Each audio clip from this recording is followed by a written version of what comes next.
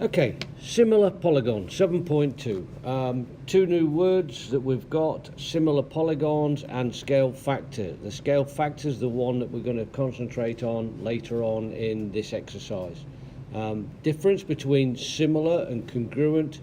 Congruent means it has to be the same size in lengths and angles, whereas a similar polygon keeps the angles, but it's like when you photocopy. If you enlarge or reduce a photocopy, the angles stay the same size, but the sides do change, and that's similar.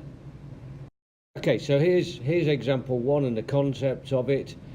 Similar polygons, as you can see by the drawing A, B, C, D, and W, X, Y, and Z. All the angles stay in the same size, in this case in the same position, just the sides of the shapes change, and as you can see, corresponding angles, they are all congruent, but what changes is the size. Okay, you need to pick from whatever the diagram is asking, or the question is asking you, which of the polygons goes on the top, the numerator part of the fraction, which of the polygons becomes the denominator. Okay, most times it's the smallest to the biggest, so as you can see, you'll finish up with 3 to 1, which means that polygon ABCD is 3 times bigger than W, X, Y, and Z. Okay, now one thing I like about example one, it's reiterating what needs to go with what. The first letter must go with the first letter, the second with the second, etc., etc. Okay, and then put your proportion, and if you look, it's the same side on the triangle. But be careful, because as you're looking at example one, what they've done is they've not only have they rotated it, they've flipped it as well. So be careful that you make sure that you've got the right side, in this case FG, and the corresponding side with the other triangle, in this case JK. So make sure you've got it the right side to go with the right side in order to put your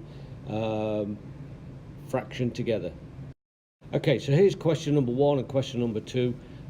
First of all, make sure you read what you've got. So ABC is ZYX. So if I'm looking at angle A, then that must be congruent to the corresponding angle with that, which is angle Z. Okay, and obviously you've got all the other three angles, the other two angles as well. If I look at side, if I look at AB, which is the first two letters of the left-hand triangle, it must be the first two letters on the right triangle, so that's ZY. And again, for these types of questions, in this question, 3 angles, 3 sides.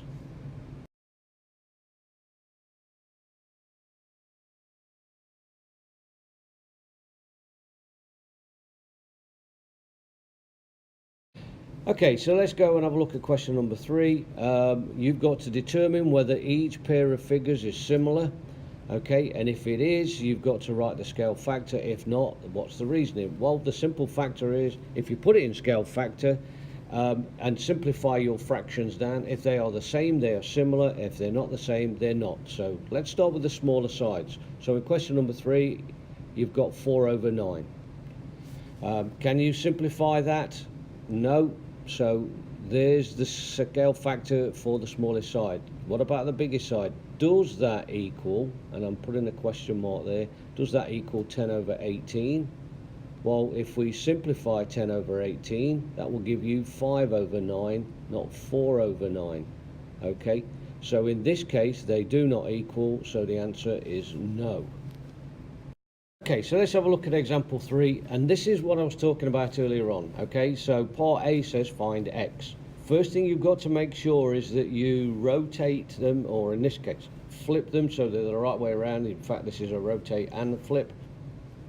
Okay, you have got, for part B, you have got an expression, and here's the variable that we want for this one.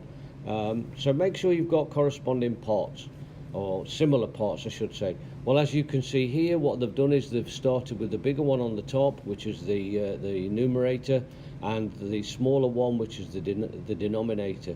You must carry on with that same process once you've got. Okay, so obviously The next part is to find the two other sides that are supposed to be similar, and that's what you've got to find out. And in this case, the bigger one on the top, which is the X part, the smaller one on the bottom, which is the 10, you've got a cross multiplier again, and then you can solve. Okay, so it's just basic algebra, but again, be careful, especially when you get the part B where you've got 3y minus 1, which is an expression, but the principle's still the same. You're still cross multiplying. Okay, obviously you've got an extra step, so just be careful of the extra step, but solving it should be no difficult than you have been doing with regular algebra. Let's have a look at question number 5. All right, same principle as we just done. So let's have a look. If we go for corresponding sides, well, let's have a look. All the angles, so C is the S, and D, T, and F, and V, and H, and W, so it's the same way around. And it doesn't matter which one you pick, whether it's the smaller one or the bigger one. I take the smaller one, so I'm going to put 3 over its corresponding side, which is X, and that must equal the two parts, the two sides that we do know, which is 4 over 8. Okay, cross multiply, so we get 4x equals 24. Divide through by 4, x equals 6. Boom, finished.